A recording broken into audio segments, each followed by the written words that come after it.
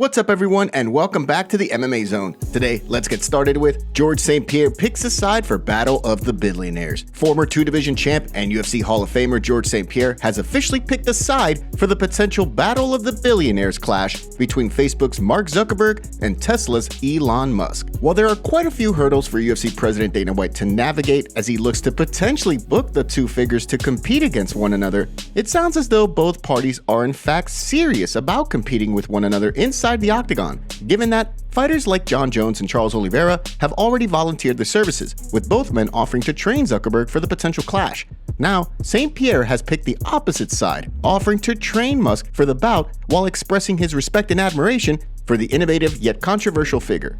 St-Pierre's tweet reads, "Elon Musk, I'm a huge fan of yours, and it would be an absolute honor to help you and be your training partner for the challenge against Zuckerberg." That prompted another response from Charles Oliveira, who tagged Dana White and told him that with both billionaires now having capable coaches, it was time to make the fight happen. As previously mentioned, of course, there are a number of potential obstacles White will have to navigate if he wants to book the fight. The most obvious, as he pointed out during a recent interview, is the massive size discrepancy between Musk and Zuckerberg. According to TMZ, Musk is 6'1" and would compete in the middleweight or light heavyweight division of the UFC, while Zuckerberg is 5'7" and would compete in the UFC's lightweight division. As a result, Dana White said a bout between the two would resemble UFC 1, where fighters competed regardless of weight classes. This puts the UFC in a difficult spot when it comes to getting a fight between the two sanctioned. Although it would be considered an exhibition bout, the fact of the matter remains that the UFC would have to get the fight sanctioned by the Nevada State Athletic Commission, assuming the promotion planned to hold the event at the T-Mobile Arena in Las Vegas. While the event would be for charity, one potential option would be for the UFC to have the two compete on Fight Island in Abu Dhabi, where the UFC would be allowed to act as their own commission. Although holding the event on Fight Island would prevent many US fans from attending, the card would still be expected to do massive pay-per-view numbers. Although the potential fight seems to have the full attention of the MMA community, not everyone is excited about the potential fight. Following his UFC Fight Night Jacksonville win, Jack Jenkins spoke to media members at the post-fight press conference where he was asked about the potential bout. What a joke. Everybody wants to be fighters. You got YouTubers want to be fighters, ex-basketballers wants to be fighters. Everybody wants to be the fighters, but we're the one out here who can put in the work to get here and actually earn our coin doing it.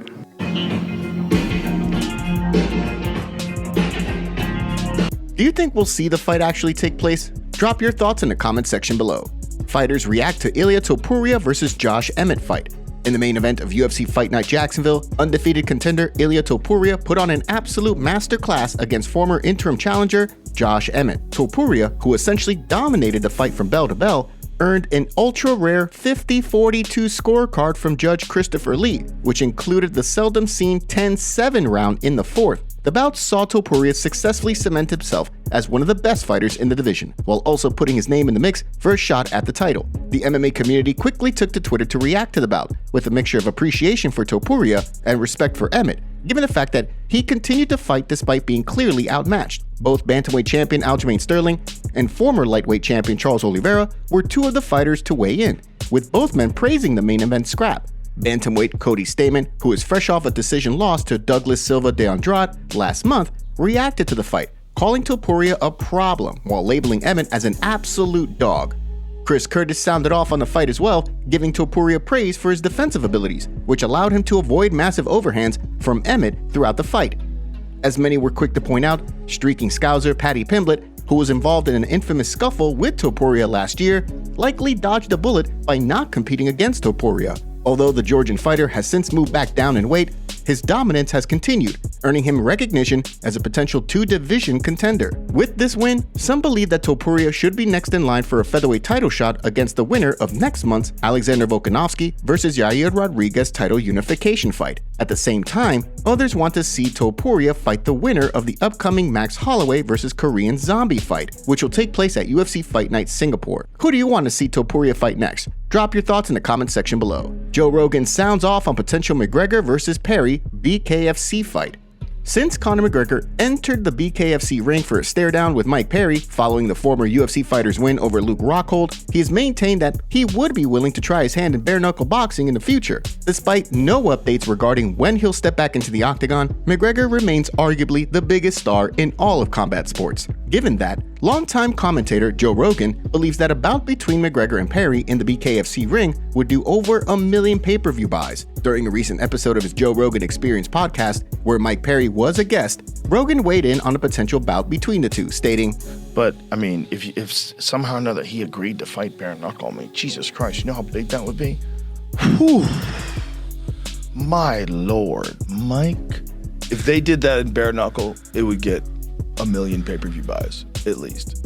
With Conor, probably. Of course, with McGregor still under contract with the UFC, the promotion would have to grant him permission to compete in bare-knuckle boxing, which is highly unlikely to happen. Currently, the hope among fans is that McGregor winds up returning to the octagon to compete against Michael Chandler. However, so far, there's been little progress in regards to the fight. Before we continue, make sure you give that like button some love and be sure to subscribe to the MMA Zone for all of the latest news. Fighters react to gruesome eye poke at UFC Jacksonville.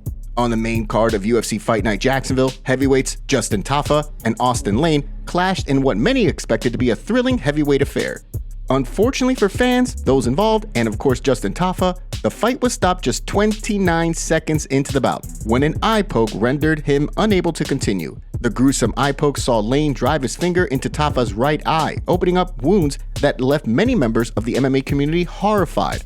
Coach Eric Nixick, bantamweight contender Brian Kelleher, and welterweight contender Bilal Muhammad all tweeted that Tafa needed to be taken to the hospital. Muhammad, of course, is no stranger to eye pokes and was on the wrong end of one of the worst eye pokes in UFC history when he faced Leon Edwards just a few years back. In addition, the action man Chris Curtis questioned how Lane's eye poke on Tafa could be considered accidental, reposting footage of the exchange in slow motion. While other members of the MMA community like Terrence McKinney, Jake Hadley, and Eric Koch were sounding off on the situation on Twitter, Tafa was getting his eye checked out backstage. In the midst of the chaos, he snapped a close-up photo of his eye for fans, which he posted on social media while calling for his win bonus, given that he believes that the bout should be called a DQ rather than a no contest. And now for our breaking news story of the day. We have Conor McGregor breaking silence on his UFC return. He went on Twitter to address his allegations recently and followed it up with a message to fans about his return. He said, "I want to thank my fans for their support. I'm confident that I will be cleared of these allegations. I'm grateful for the opportunity to prove my innocence. I will be back in the octagon soon. I am focused on my training and I'm excited to get back to fighting." Are you ready for Conor McGregor's return early next year? Let us know in the comments below. Robert Whittaker shows respect to Dricus Du Plessis ahead of title eliminator. After Israel Adesanya sent shots at Dricus Du Plessis following his UFC 287 win over longtime rival Alex Pereira, stating that he hoped Du Plessis would continue to win so he could drag his carcass across South Africa, it sounded as though the two men were on a collision course. Despite that, Du Plessis wound up being booked to fight Robert Whittaker at UFC 290. In his words, he wanted to prove to everyone that he deserved a crack at the title rather than simply leapfrogging the division because of his ongoing feud with the last stylebender. According to Whittaker, who spoke with Submission Radio ahead of the pair's UFC 290 clash on July 8th, he respects Du Plessis' decision. Definitely. You see, and that's one of the reasons why I have to respect the threat that he brings, because he's looking for the hard fights. He doesn't want the easy road. And yeah, you got to respect that. Leading up to the title eliminator fight, Whittaker continues to sit as a massive favorite, while Du Plessis sits as a massive underdog. With the stakes at an all-time high, who do you think gets the job done in Las Vegas and punches their ticket to a title shot? Drop your predictions in the comment section below.